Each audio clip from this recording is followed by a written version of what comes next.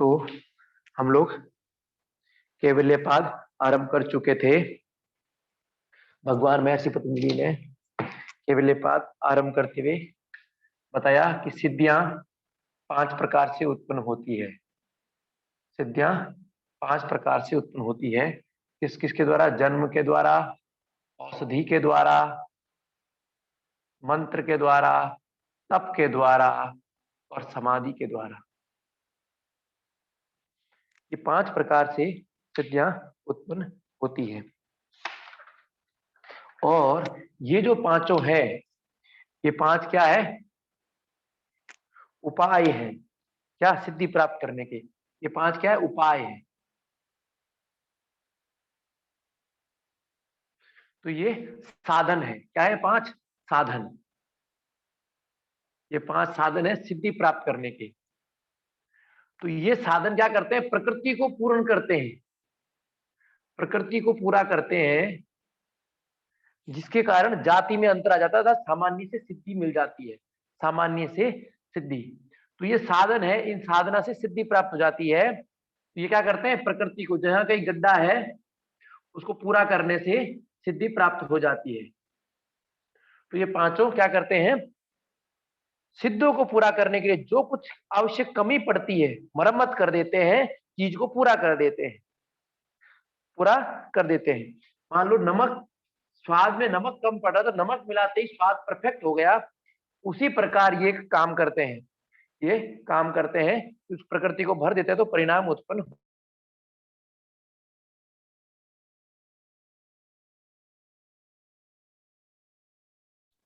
ये साधन है, ये उपाय है। ठीक है।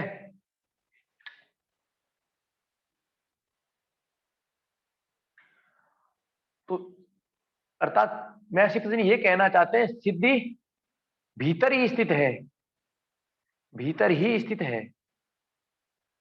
ये उसमें क्या करते हैं? हेल्प करते हैं। तो ये निमित्त मात्र है। फिर आगे सूत्र में बोलते हैं निमित्तम अप्रयोजकम, निमित्तम अप्रयोजकम। तो ये जो पांचों साधन है ये निमित्त मात्र है, प्रेरित करने वाले नहीं है, देने वाले नहीं है। तो ये केवल क्या है? हेल्पर है। तो इसलिए ये उपाय है, साधन है। और किसकी वजह? किसान की भांति है। किसान जिस प्रकार आवरण हटाता है, इस प्रकार प्रकृति का जो आवरण है उसको हटाने का काम ये 5 साधन करते हैं। सिद्धि है ये, इस सिद्धि के ऊपर प्रकृति का आवरण रहता है। उस आवरण को, जैसे किसान, किसान क्या करता है? खरपतवार उगाती है या पानी नहीं पहुंच जाता है, कोई अवरोध आ जाता है, उस अवरोध को हटाता है तो पौधे में पानी चला जाता है। ठीक इसी प्रकार ये पांचों जो प्रकृति का आवरण है उसको हटाता है तो सिद्धि प्रकट हो जाती है। सिद्धि सिद्धि रहती है, बस प्रकट करने का काम ये पांचों कर देते हैं, उस प्रकृति के आवरण को भेद करके। प्रवृत्ति भेदे प्रयोजकम चित्तम अनेकाशम, निर्माण चित्तानि स्मृता, ये दोनों इसमें रखना, निर्माण चित्तानि अस्मिता मात्र। अब ये कुल मिला के सिद्धि प्राप्त करने के 3 सूत्र। पहले ये 5 प्रकार से सिद्धियां प्राप्त होती है। ठीक है। ये पांचों क्या है? साधन और उपाय है। साधन और उपाय क्या करते हैं? प्रकृति की कमी पड़ती है, उस कमी पेशी को पूरा कर देते हैं। जैसे हलवा बनाना है तो हलवे में गुड़ या चीनी की कमी पड़ी तो उस हलवा तैयार करने में उतनी कमी थी, कमी पूरी कर दी। अब ये निमित्त मात्र है, पांचों साधन निमित्त है, हेल्पर है, ये देने वाले नहीं, ये मूल कारण नहीं है, मूल कॉज नहीं है, ये मूल कॉज नहीं है। जिस प्रकार जल में विद्युत रहती है, टरबाइन में विद्युत नहीं है, ये टरबाइन, खाली टरबाइन चलाओ विद्युत नहीं, तो जल के साथ टरबाइन चलाने पर विद्युत उत्पन्न होती है। ठीक इसका जीवन में इनका साधन करने पर सिद्धि उत्पन्न होती है। अब चूंकि ये 5 प्रकार से मार्ग है, तो इन पांचों को 5 चित्त कहा है। यहाँ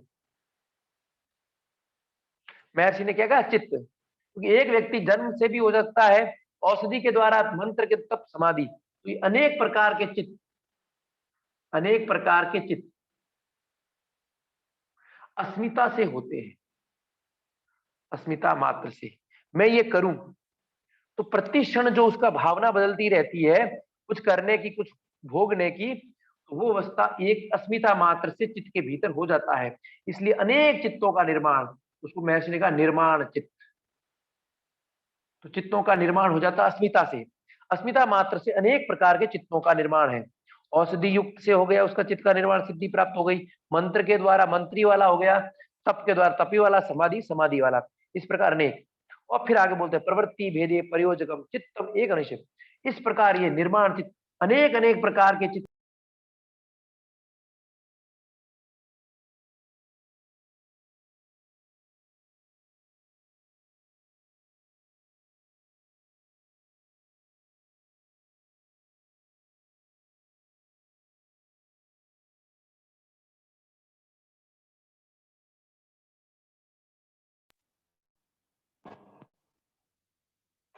ओ तो अनेक प्रकार के चित्त है, अस्मिता मात्र से हैं, लेकिन उन अनेक चित्तों को भी प्रयोजित करने वाला एक ही चित्त है। उन सभी चित्तों में लगाने वाला मूल एक ही चित्त है। कुल मिला के महर्षि कहना ये चाह रहे हैं, एक ही चित्त होता है। ये चित्त और पुरुष मिला हुआ क्या कहलाते हैं? दृक् अस्मिता। तो अस्मिता के कारण भिन्न भिन्न जगह जाता है। दृक् दर्शन शक्ति हो देखने की, और मूल दृष्टा शक्ति और वो देखने की शक्ति, दोनों शक्ति की एकात्मता क्या है? अस्मिता है। दृक् दर्शन शक्ति और एकात्मता, तो पुरुष और चित्त दोनों का एक स्वरूप हो जाना अस्मिता है। तो ये जो मूल चित्त है, क्योंकि आगे मैं ऐसी बोलेंगे सब पुरुष कहता वर्तियां होती है, तो वर्ती सारूप्य मित्रत्र, वर्ती सारूप्य मित्रत्र। दूसरा दृष्टा शुद्धोपि प्रत्यनुप शुद्धो, दृष्टा दृश्य मात्र शुद्धोपि प्रत्यनुपस्य। तो दृष्टा का भाव है प्रत्यनुप से, जैसा चित्त जाता है वैसा वैसा जाता रहता है। ये इसका दृष्टा की क्या है? प्रवृत्ति है। उस प्रवृत्ति के कारण पुरुष चित्त एक ही है, तो अस्मिता मात्र से अनेक चित्तों में गया। तो ये अनेक चित्त यहाँ हो रहे हैं, वो ये मूल एक चित्त ही है जो अनेक चित्त में इसको भेज रहा है। जैसा जैसा गुणों में परिवर्तन हुआ वैसा वैसा चित्त का निर्माण हो गया। ठीक है, औषधि से हुआ तो औषधि ली तो औषधि वाला हो गया, जिस चित्त ने मंत्र जप किया वो मंत्र वाला हो गया। मूल चित्त एक ही है। यही एक चित्त कुछ समय पहले औषधि सेवन कर रहा था, मंत्र का सेवन कर रहा है, मंत्र जप कर रहा है, अभी तप कर रहा है, अभी समाधि का साधन कर रहा है। लेकिन इधर लगाने वाला कौन है? यही एक चित्त। और अस्मिता मात्र से यार औषधि से प्रयोग, औषधि से नहीं फल मिला, मंत्र से लगा, मंत्र से भी ठीक नहीं लगा, तप से किया, तप से समाधि में हो गया तो मिल गया। इस प्रकार जो अनेक चित्तों में चित्त को लगाता है वो मूल एक ही चित्त लगाता है, एक ही चित्त लगाता है। तो प्रवृत्ति के भेद से विभिन्न प्रवृत्ति के द्वारा, तो इसमें यह सकते हो कि एक चित्त है मूल चित्त। इसी प्रकार ये अभी ये मूल चित्त सो रहा है तो ये चित्त सोने वाला हो गया, ये चित्त खा रहा है खाने वाला हो गया, पढ़ रहा पढ़ने वाला हो गया, पढ़ा रहा है पढ़ाने वाला हो गया। तो इस प्रकार ये जो चित्त की प्रवृत्तियां अलग अलग है, अनेक चित्त हो गए। सोने वाला चित्त, खाने वाला चित्त, ठीक है, पीने वाला भी कर दो, पढ़ने वाला कर दो और पढ़ाने वाला कर दो, अनेक चित्त है। ठीक है, अनेक चित्तों को भेजने वाला मूल चित्त कौन सा? एक ही। ये एक ही चित्त के कारण सब प्रक्रियाएं हो रही है, सब प्रक्रियाएं हो रही है। प्रवृत्ति का भेद, इस चित्त की प्रवृत्ति भिन्न भिन्न है। सोने में प्रवृत्ति हुई तो सोने वाला चित्त बन गया, खाने में प्रवृत्ति हुई खाने वाला बन गया, पीने में प्रवृत्ति हुई पीने वाला का हो गया, पढ़ने की प्रवृत्ति हुई पढ़ने वाला, घूमने की प्रवृत्ति हुई तो घूमने वाला हो गया, ठीक है, पढ़ाने की प्रवृत्ति हुई तो पढ़ाने वाला हो गया। लेकिन ये सब व्यापार अस्मिता के कारण ही हो रहे हैं, अस्मिता के कारण ही हो रहे हैं। इन सब में ये जो 5 उपाय साधनों के द्वारा जो सिद्धि मिलती है, इसमें एक समाधि मात्र ऐसा है जिससे कोई कर्म संस्कार नहीं बनते हैं। तत्र ध्यान जम नाशयम, ध्यान जनित जो सिद्धि है वो अनाशय अर्थात आशय से रहित होती है, कर्म संस्कार से रहित होती है, कर्म संस्कार से रहित होती है। तत्र ध्यान जमनाशयम। अब अनाशय हो गया, ध्यान से जनित क्या हो गया? अनाशय। अनाशय मीन्स आशय से रहित। आशय किस किस से बन सकता है? तो आगे महर्षि उसका बता रहे हैं। योगी जो होता है ध्यान जनित, इसका जो होगा ध्यान जनित जिसका चित्त होगा वह उसकी स्थिति क्या होगी? उसके कर्म इस प्रकार होंगे। किस प्रकार होंगे? अशुक्ल आकृष्ण। तो अनाशय रहेगा उसका, अनाशय। अन्य 3 का आशय रहेगा, कर्म संस्कार बनेंगे। उनके कर्म किस प्रकार के हैं? तो महर्षि बोल रहे हैं आज से बनने वाले कर्म शुक्ल प्रकार के हैं, कृष्ण प्रकार के हैं और शुक्ल कृष्ण मिश्रित प्रकार के हैं। इस प्रकार ये 3 प्रकार के इनके कर्म हैं। तीन प्रकार के इनके कर्म है, शुक्ल कृष्ण और शुक्ल कृष्ण मिश्रित। पुण्य पाप और पाप पुण्य मिश्रित। योगी का अपाप और अपुण्य अर्थात पाप पुण्य से रहित, पाप पुण्य से रहित ये स्थिति हो जाएगी। तो तत्र ध्यान जब नाशयम, तो ध्यान से यदि जो चित्त है वो अनाश है तथा संस्कर्म संस्कारों से रहित होता है। तो योगी का चित्त कर्म संस्कार रहित कैसा है? अशुक्ल आकृष्ण कर्म होते हैं, उसके कर्म हमेशा पाप पुण्य से परे होते हैं, पाप पुण्य से परे होते हैं। एक अन्य त्रिविध स्थिर शाम, अन्य लोगों के शुक्ल के, कृष्ण के और शुक्ल कृष्ण के होते हैं। अब चूंकि इनका आशय उत्पन्न हुआ है, आशय है, तो आशय का रिजल्ट क्या होता है? कर्माशय का विपाक बनता है। क्या बनता है? विपाक। क्लेश मूल कर्माशय हो, दृष्ट अदृष्ट जन्म वेदनीय सती मूल तद विपाक हो। जब तक मूल रहेगा आशय का, तब क्या भोगना पड़ेगा? विपाक। पहले ही महर्षि शार्दूल बोले, उसी बात को बोले, तत् विपाका अनुगुणा नाम ये अभिव्यक्ति वासना नाम। तो जैसे ये कर्म होंगे वैसा उनका आशय बनेगा, आशय से फिर इनको विपाक फल भोगना पड़ेगा, और जैसे विपाक होंगे वैसे ही गुण उत्पन्न होंगे। ठीक है, सुख भोगा सतोगुण उत्पन्न हुआ, दुख भोगा रजोगुण या तमोगुण उत्पन्न हुआ, उनके अनुसार गुण बने और इन गुणों से ही वासना बनती है। और जैसे ही वासना होगी, मतलब जैसे ये गुण होंगे, जैसा विपाक होगा वैसे ही वासना की अभिव्यक्ति होगी या वासना बनेगी, और आगे प्रवृत्ति फिर वैसी ही होगी। तो दुखी व्यक्ति पर दूसरों को दुख देना शुरू हो जाता है, तो उसकी वासना, दुख की वासना प्रकट हो जाती है। सुखी व्यक्ति दूसरों को सुख देता है, तो जैसा आशय बनेगा वैसा विपाक भोगना पड़ेगा, और जैसे विपाक होंगे तो विपाकों के गुण उत्पन्न होंगे, और उन विपाक के गुणों से ही वासनाओं की अभिव्यक्ति होगी, वासनाओं की, अर्थात फिर उसका टेंडेंसी, प्रवृत्ति इन वासनाओं के अनुरूप ही होगी। और वासना किन के अनुरूप होंगे? इन विपाक के गुणों के अनुरूप। तो हम पहले ही पढ़ चुके हैं, सती मूले तद विपाको जाति आयुर्भोग।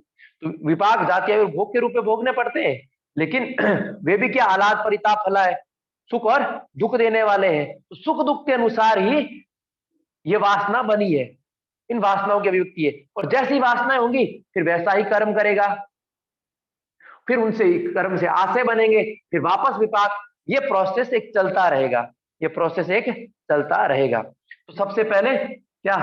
धर्म अधर्म रूपी कर्म किया तो सुख दुख रूपी फल मिले, और सुख दुख रूपी फल मिले तो उनका गुण के अनुसार पुनः कर्म उत्पन्न हुए। तो जैसे कर्म होंगे पुनः वैसा ही फल। तो ये प्रोसेस धर्म अधर्म का, सुख दुख का एक कंटिन्यू चलता रहेगा। तो सुख के साथ साथ राग उत्पन्न हो जाएगा, दुख के साथ साथ द्वेष उत्पन्न हो जाएगा। तो ये राग या वासना या द्वेष या वासना है। तो ये प्रोसेस जीवन भर कंटिन्यू चलता रहता है। ठीक है, तो ये कह सकते हो शुक्ल कृष्ण कर्म किए, शुक्ल का फल मिल गया सुख, कृष्ण का मिल गया दुख। तो सुख और दुख के गुणों से उनकी वासनाएं, सुखानुसई रागा, दुखानुसई द्वेषा, ये वासनाएं बन गई। अब जैसी वासनाएं हैं पुनः वैसा ही कर्म करेगा, वैसा ही कर्म करेगा। तो कर्मों का क्या बनेगा? आशय बनेंगे, जैसा आशय बनेगा वैसा ही विपाक बनेगा, और विपाक होंगे तो विपाक के पुनः क्या हो जाएंगे? आह्लाद परिताप फले, जैसे आह्लाद परिताप भोगेगा वैसा विपाक बन। तो ये प्रोसेस एक कंटिन्यू चलता रहेगा, वैसे ये कहना चाह रहे हैं। तद विपाकात अनुगुणा नाम एवं, विपाकों के गुणों के अनुसार ही। तो विपाक हम पहले ही पढ़ चुके हैं, तीन प्रकार से मिलते हैं, जाति आयु भोग, और दो प्रकार से भोगने पड़ते हैं। कैसे? आह्लाद और परिताप, सुख और दुख। और जैसे गुण होंगे वैसी भी अभिव्यक्ति होगी किनकी? वासनाओं की, वासनाओं की वैसी ही वासना उत्पन्न होगी। तो यहाँ सुख से राग, दुख से द्वेष वासना उत्पन्न हुई। फिर आगे महर्षि बोलते हैं, जाति देश काल व्यवहिता नाम, जाति देश काल व्यवहिता नाम अप्यनंत्रियम स्मृति संस्कार एक रूपत्वात् जाति देश काल। तो चूंकि अभी जो आशय उत्पन्न हुआ है, जो भी कर्म संस्कार उत्पन्न हुए हैं,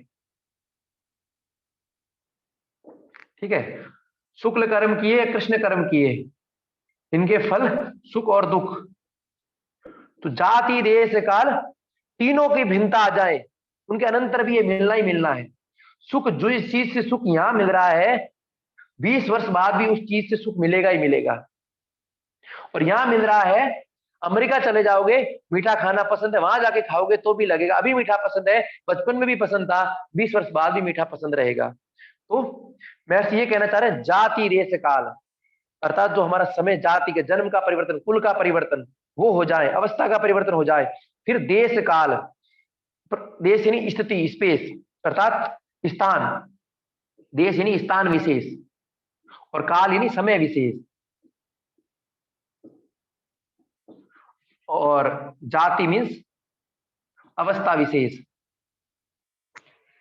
अभी, वर्तमान, अगले जन्म में, किसी और जन्म में, तीनों का व्यवधान आने पर भी, तीनों का व्यवधान आने पर भी ये नष्ट नहीं होते, भोगने ही पड़ते हैं। क्योंकि महर्षि बोलते हैं स्मृति और संस्कार एक रूप ही रहते हैं। जैसे स्मृति हम भूल नहीं सकते कभी भी, एक बार किसी को देख लिया तो फिर हम अमेरिका चले जाएंगे तो भी वो पहचान लेंगे कि हाँ ये वही व्यक्ति है।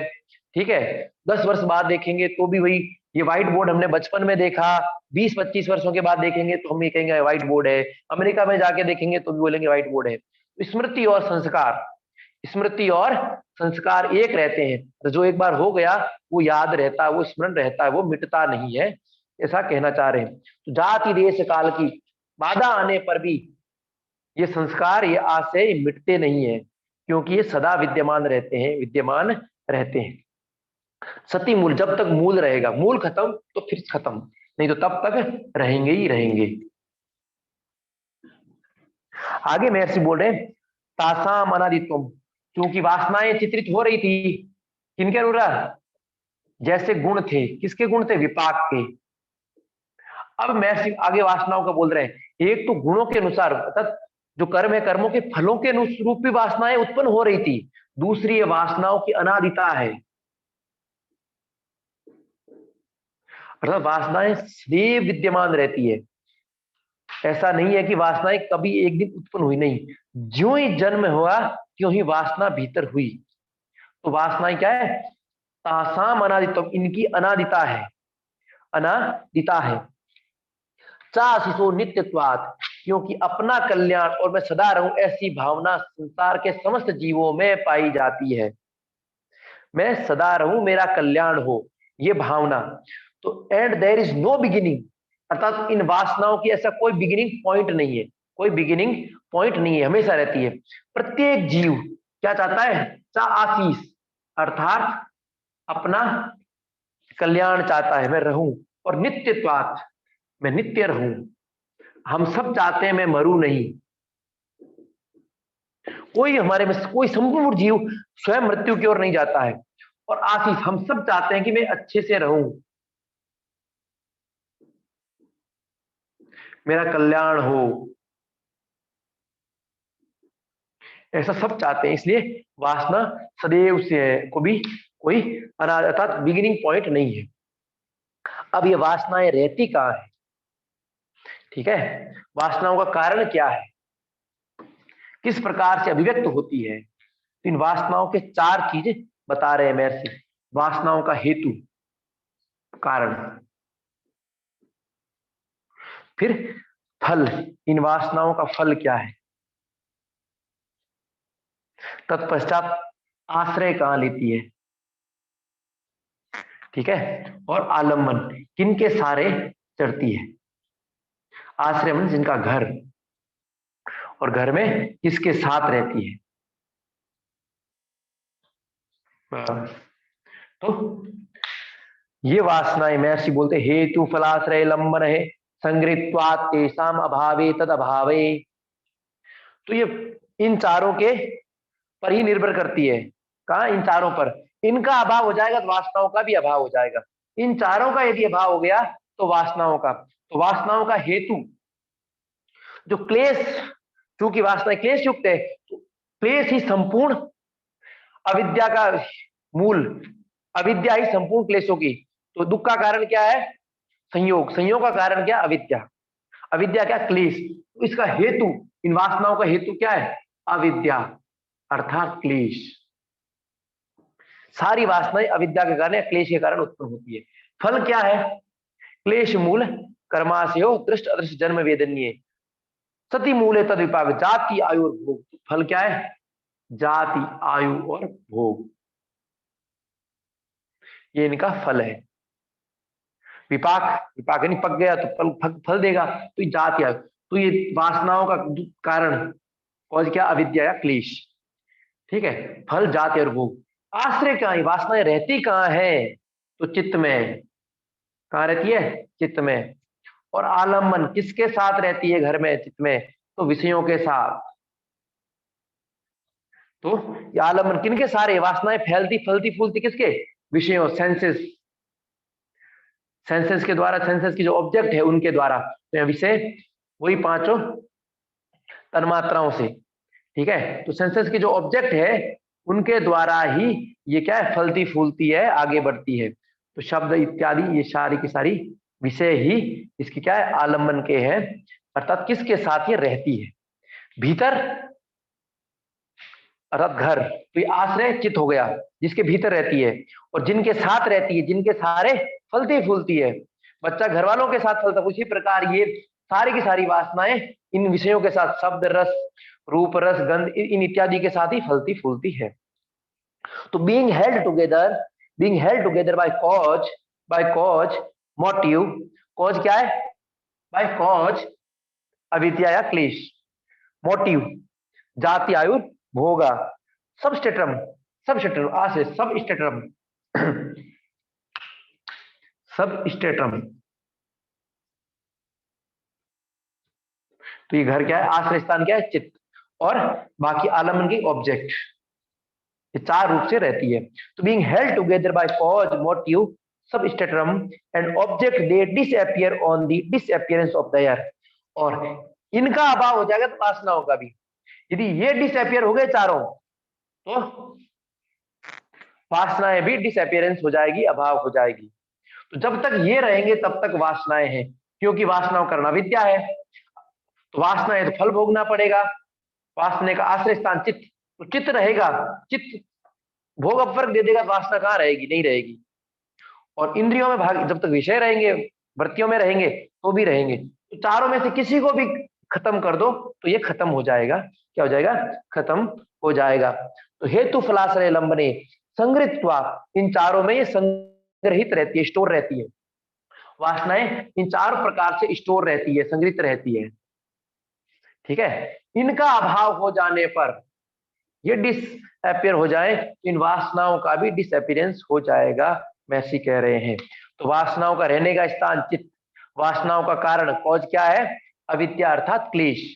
और वासनाओं का फ्रूट, फल क्या है? मोटिव क्या है? ये वासना क्या करती है? जाति आयु और भोग प्रदान करती है, जाति आयु और भोग। और आलंबित किनके, आश्रित किनके साथ रहती है? तो ये साथ किसके रहती है? विषयों के साथ। जब विषय मिलती है फलती फूलती जाती है, विषयों के संपर्क में आ रही सारी वासनाएं बढ़ती जाती है। विषय इन वासनाओं का पोषण करती है। तो विषयों से डिटैचमेंट हो जाएंगे तो भी इनका पोषण बंद हो जाएगा, बंद हो जाएगा। अब इन वासनाओं के बारे में महर्षि बोल रहे हैं, जैसे मेरे भीतर अभी पढ़ाने की वासना है, तो मैं पढ़ा रहा हूं। अभी क्या कर रहा हूं? पढ़ा रहा हूं। तो बोले अतीत अनागतम स्वरूप तो अस्त अध्व भेदा धर्माणाम। धर्मों के कारण, धर्म हम पढ़े थे, धर्म क्या है? धर्म लक्षण अवस्था परिणाम। तो चित्त में जो उत्पन्न परिवर्तन है वो परिणाम कहलाता है। ठीक है, परिवर्तन को परिणाम कहते हैं। तो अवस्था विशेष के स्वरूप विशेष में परिवर्तन है, स्वरूप विशेष में परिवर्तन, परिवर्तन क्या कहलाता है? धर्म कहलाता है।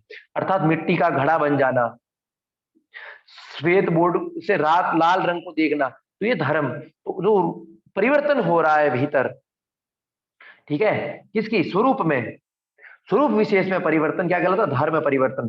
तो इन धर्मों में महर्षि बोलते हैं अतीत अनागतम स्वरूप तो अस्त अद्व भेदा धर्माणाम। ये सारे धर्म क्या अतीत और अनागत स्वरूप में रहते ही है। तो मैं पढ़ा रहा हूं, ये वर्तमान है मेरा, अतीत और अनागत। जब मैं पढ़ा चुका होऊंगा तो भी मेरे पढ़ाया हुआ वो धर्म रहेगा कि मैंने पढ़ाया। मैं भी नहीं कह सकता कि मैं नहीं पढ़ा, आप लोग भी नहीं कह सकते। इसी तरह अनागत भी, अब इसके बाद जो पढ़ा रहा हूं वो भी आने वाला है।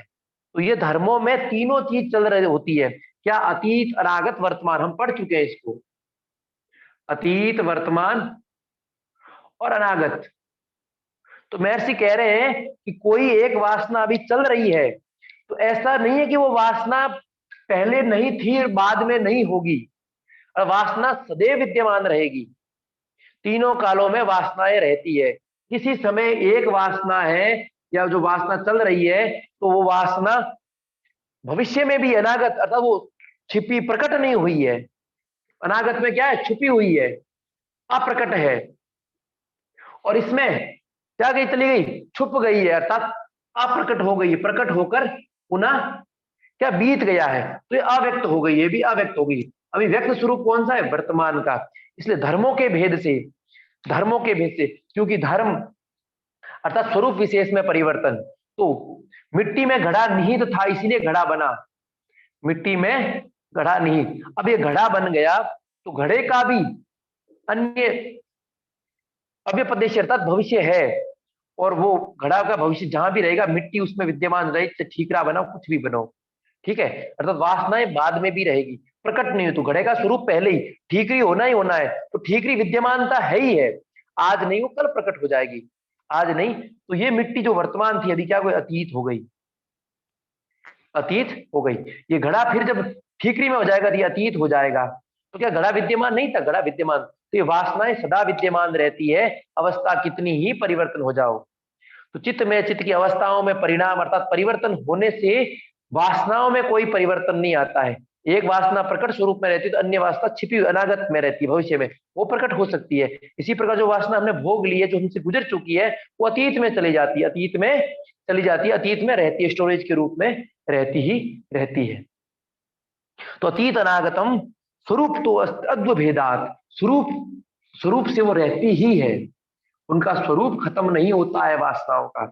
तो मिट्टी का स्वरूप कभी नष्ट नहीं होता है। मिट्टी थी यहां, मिट्टी से घड़ा बन गया, ठीक है। तो मिट्टी से घड़े में परिवर्तन परिणाम हो गया, अभी घड़ा वर्तमान हो गया, ये अतीत हो गया। तो क्या मिट्टी का स्वरूप नष्ट हो गया धरती पे? नहीं, नहीं। और भविष्य में कुछ भी बन जाएगा, ठीकरी बन जाएगी। तो क्या ठीकरी इसमें नहीं थी? थी, तभी वो भविष्य में बनी। इसी प्रकार हमारा चित्त वर्तमान में पढ़ने में लगा है, ठीक है। उससे पहले हम खा रहे थे, और उसके बाद हम सोएंगे, इसके बाद सोएंगे। तो क्या खाना हम खाए तो खाना स्वरूप से नष्ट हो गया क्या? क्या हमारा सोना अभी है नहीं तो हम सोएंगे नहीं क्या? तो सोना भी अर्थात ये हमारे भीतर है, वासनाएं है इसीलिए आएगी। और ये खाने की वासना भी रहेगी, स्वरूप से रहेगी, ये नष्ट नहीं की। अब खा लिया, अब फिर खाने की कभी वासना नहीं, स्वरूप खत्म हो गया खाने का, नहीं। धर्म धर्मी तो है, जब तक धर्मी रहेगा तब तक धर्म बदलते रहेंगे। अर्थात चित्त और मिट्टी रहेंगे तो उसके सारे स्वरूप बदले भले ही, लेकिन वो विद्यमान रहेंगे। तो बहुत सिंपल सा समझा रहे हैं, क्या? अतीत और अनागत में भी स्वरूप से सारे धर्म रहते हैं। अर्थात हम सोए हैं, तो हम सो लिए, उठ गए, तो ऐसा नहीं कि वो सोनापन नष्ट हो चुका है। वो सोनापन अतीत में चला गया, अव्यक्त में चला गया, समय आने पर वो व्यक्त हो जाएगा।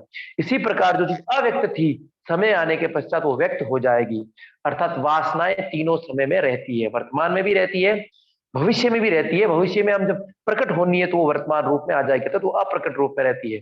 और जो भोग ली है वो अतीत में चली जाती है, लेकिन सब के सब स्वरूप से रहती ही है, नष्ट नहीं होती है। जब तक ये सब प्रोसेस चलता रहेगा, जब तक ज्ञान नहीं, केवल ये नहीं, ये प्रोसेस चलता ही रहेगा। ते व्यक्त सूक्ष्म गुणात्मक। अब ये जो वासनाएं हैं, और ये वासनाओं के धर्म हैं, कौन से? भू, अतीत, अनागत, वर्तमान, अनागत इत्यादि, क्या है?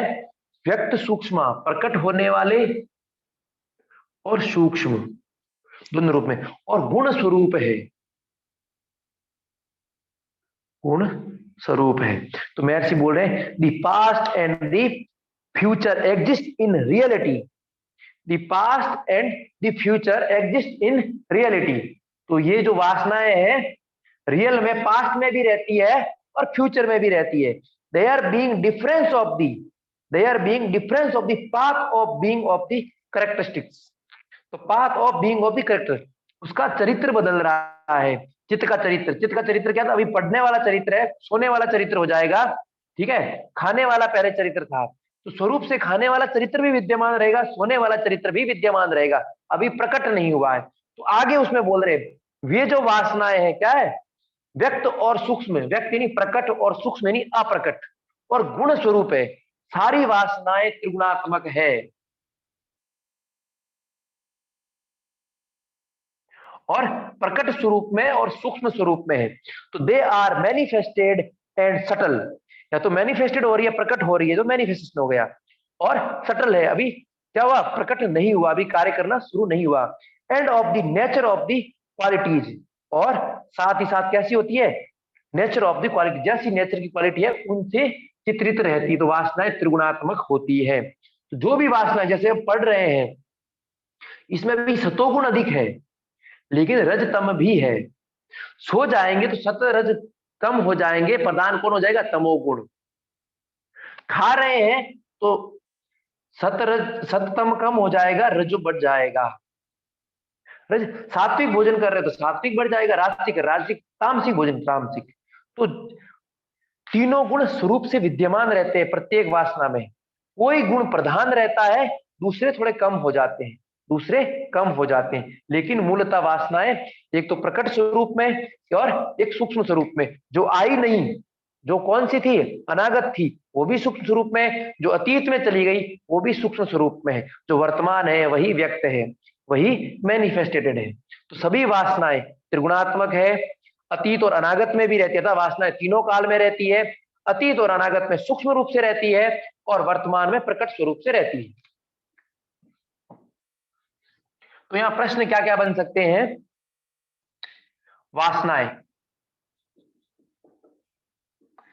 वासनाएं कब कब रह सकती है, किन काल में रह सकती है, किस अवस्था में रह सकती है? तो स्टेज इसकी, वासनाओं की रहने की स्टेज तो तीनों काल, अर्थात अतीत, वर्तमान और अनागत, अर्थात पास्ट, प्रेजेंट एंड फ्यूचर, तीनों में रहेगी, तीनों में रहेगी। ठीक है। अब इन वासनाओं का हेतु, कॉज क्या है? हेतु, तो वासनाओं का हेतु अविद्या या क्लेश, अविद्या या क्लेश। ठीक है।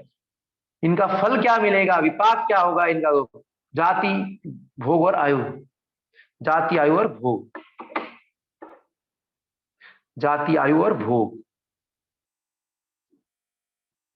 रहता कहां है? रहने का स्थान, निवास स्थान वासनाओं का चित्त। किसके सहारे फलती फूलती है? तो सहारा किसका लगता है? विषयों का। अब जो पास्ट और फ्यूचर है, ये दोनों क्या रहते हैं? सूक्ष्म में रहते हैं, अव्यक्त रहते हैं, सटल फॉर्म में रहते हैं। और ये प्रेजेंट क्या रहता है? मैनिफेस्टेड रहता है, वर्तमान क्या है? स्वरूप, व्यक्त रूप में रहता है, प्रकट स्वरूप में रहता है, और ये दोनों सूक्ष्म स्वरूप में। तो इस प्रकार वासनाएं त्रिगुणात्मक है, वासनाएं सारी की सारी क्या है? त्रिगुणात्मक है, ये स्मरण रखना है।